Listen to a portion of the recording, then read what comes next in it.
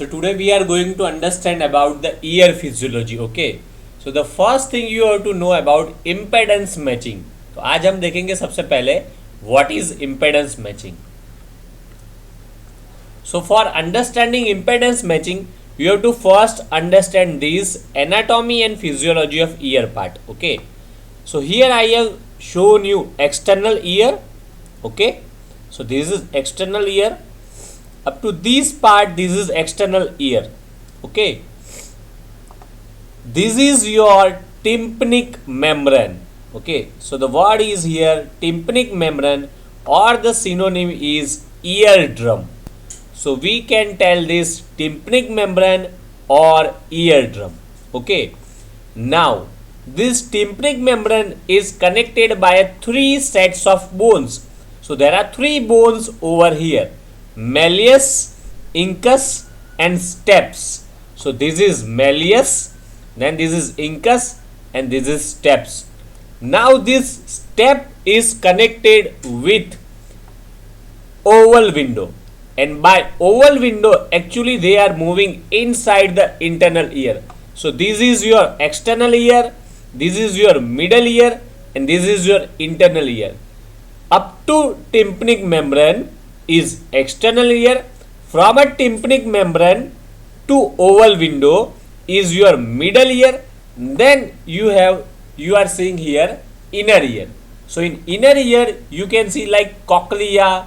Okay, then auditory nerve. These are the part. In external ear you can see like this pinna and this ear canal. So this is external part. And here you can see like tympanic membrane and three bones particularly in the middle ear: malleus, incus and steps. Okay. So what is impedance matching? Today we are going to see this. That is achieved by these three bones: malleus, incus and steps. Okay. So now what is the purpose of impedance matching? So sound waves travel like this. So I am showing here the sound waves. Sound waves are travel like these and they hit this tympanic membrane. So this arrow is already shown over here. The sound waves from the air travel like these and they are going to hit this tympanic membrane. Okay. So the first sound waves are traveling in the air. So this is air. Then they are entering in the external ear, but here still there is air. There is not a fully fluid over here. So these all part we can consider like air. So what is the concept? That initially sound waves are traveled in the air. Okay. What is the purpose of these sound waves? The purpose of these sound waves is to move hair cells. Okay. So cochlea over here. Within the cochlea there are hair cells and you have to move that hair cells. If you move the hair cells, then receptor produce. So the receptor for ear is hair cells in the inner ear. So within the inner ear there are hair cells and that hair cells act as a receptor. You have to move that hair cells, then only receptor produce. So the function of these sound waves is to move these hair cells. But the problem is that these hair cells are surrounded by a fluid. Okay. These hair cells are surrounded by a fluid. We can tell that membranous labyrinth. Particularly they are surrounded by a labyrinth. That is a fluid. So concept is that initially sound waves moves in the air, but here sound waves has to move within fluid. So the first they are moving in the air, now they have to move within the fluid. That is the problem. Now you have to understand that in the air the sound waves are able to transmit very easily. So sound waves are able to transmit in the air very easily, while this is too much tough for sound waves to move within the fluid. So sound waves very nicely cross the air while they are seeing too much difficulty in crossing the liquid. Okay, so that is the problem. So what do you require? You have to magnify the strength of sound waves. If you magnify the strength of sound waves, then sound waves are able to move the hairs which is located surrounding the liquids. So the purpose of impedance matching is to magnify the strength of sound waves. Now, what is the second concept? We do not want only magnification of the sound waves, but we want magnification in a sequential manner. What do you understand by that? Suppose the sound waves here has a 10 strength, then we want here 100. Okay, so we want to convert a 10 strength sound into a 100 strength sound. Okay, suppose the sound wave strength is 20, then we want strength over here 200.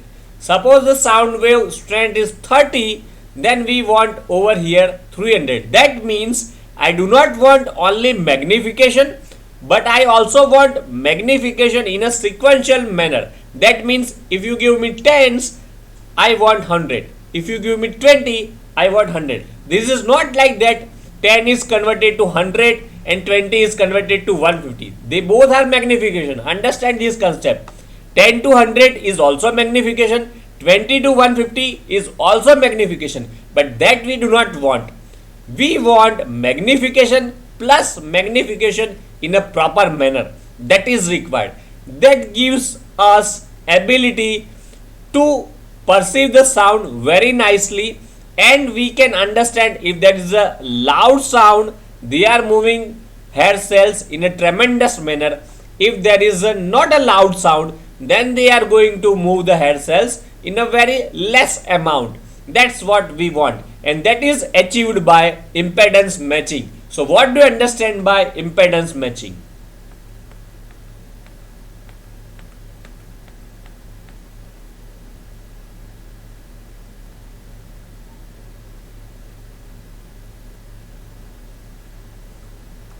So what do you understand by impedance matching? That means sound waves are moving initially in the air, then they have to move within the fluid, because within the fluid they have to move hair cells. So the matching must be done between the sound waves in the air and the fluid. So matching must be done between the sound waves within the air and the fluid, and the impedance of the air and fluid are different. So you have to match the impedance of the air and fluid. That means impedance matching. So again, what is impedance matching? The sound waves must be matched between air and fluid, because air impedance is different from a fluid impedance, and that must be matched to each other. That is known as impedance matching. Now the concept is how you are achieving this impedance matching and how you are magnifying this. So you can see over here, this is tympanic membrane. These are the three bones, malleus, incus and stapes, and the stapes is connected by oval window to the internal ear. So here there is the internal ear, and this is stapes, and stapes is connected to oval window, and you have these three bones, malleus, incus and stapes. Now the concept is that what is the surface area of this tympanic membrane? Surface area of this tympanic membrane is roughly 55.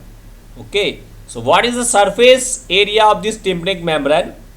This tympanic membrane surface area is 55. That is a very large amount. Okay, 55.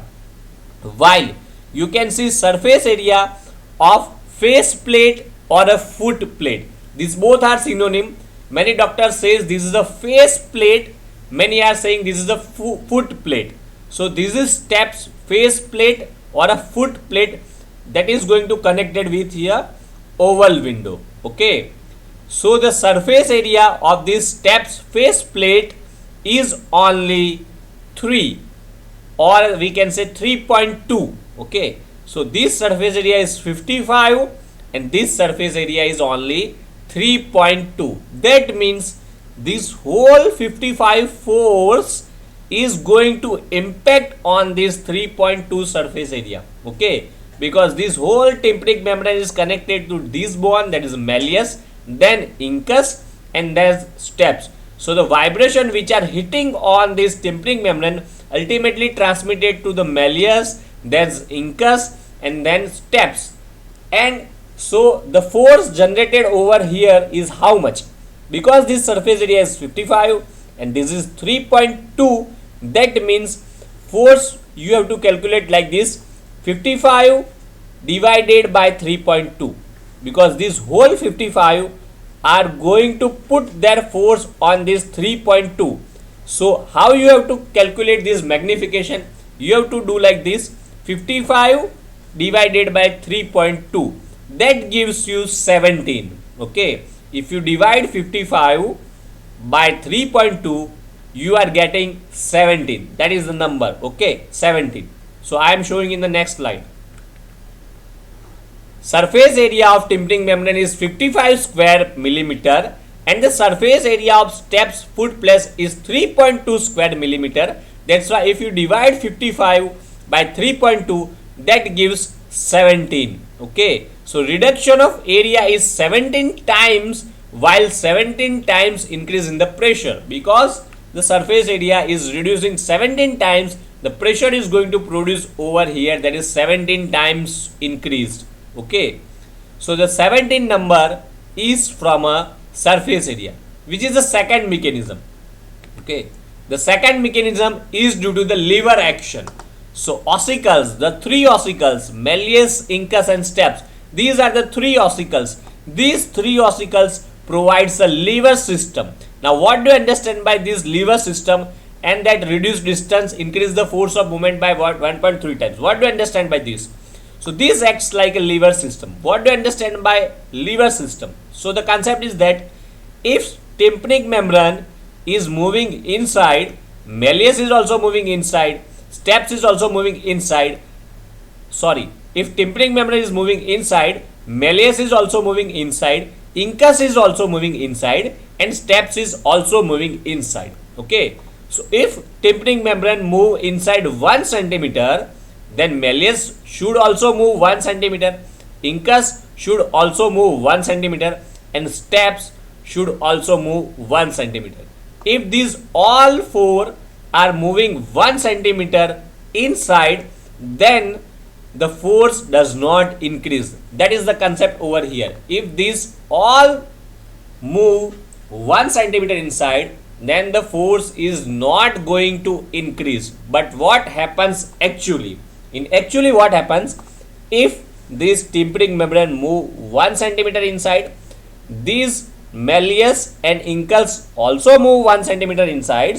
Okay, so concept is that if malleus and incus are moving 1 centimeter inside, but the step is not moving 1 centimeter, step is going to move only 3/4 of these. Okay, step is going to move how much? Step is going to move only 3/4 of this movement. Okay, so step is only going to move like a 0.70. Okay, step is only going to move like how much? 0.70. So malleus moving 1 centimeter, incus moving 1 centimeter, but step is moving only 0.7. Okay, so these both are moving 1 while this is moving only 0.7. That's why these two bones force are hitting on these steps. Okay, because these are moving so much forward while this is not moving in that amount. That's why both of these structure are going to produce force on these steps, and that's why steps faceplate magnification is achieved by 1.3 times. Clear? Because these two bones move while these bones steps move only 3/4 of them, because this is moving only 3/4 of them and these two are moving towards the steps. That's why force is generated in a large amount on the steps, and that large amount is how much? That is a 1.3 time. This 1.3 time is due to the ossicular lever system. That is because of less moving steps. Steps moves only 3/4 than these two. Okay, so suppose this is moving 1 and 1, this is moving only 0.7.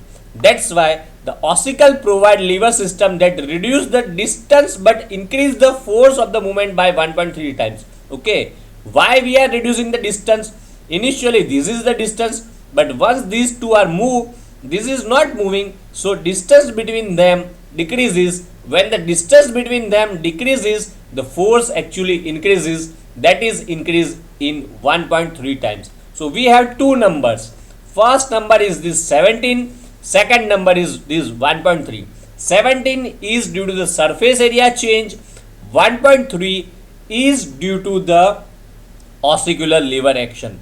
So if you multiply these two, 17 multiplied by 1.3, that gives you the number that is 22 times. Okay, so the overall magnification is 22 times, but you have to understand this is not just a routine magnification, this is very sequential magnification. That means if you give one strength over here, then here 22. If you give two strength over here, then here 44. If you give 3 strength over here, then you get 66. Okay, so the total magnification is 22 times. Sound waves now moving towards the oval window with 22 times more pressure, which overcomes the impedance providing by the inner ear fluid. Clear? Because in the external ear and in the atmosphere there is the air.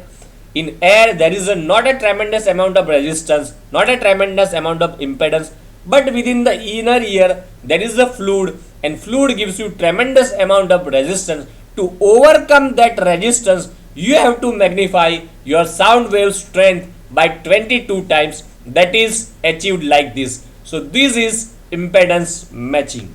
Clear?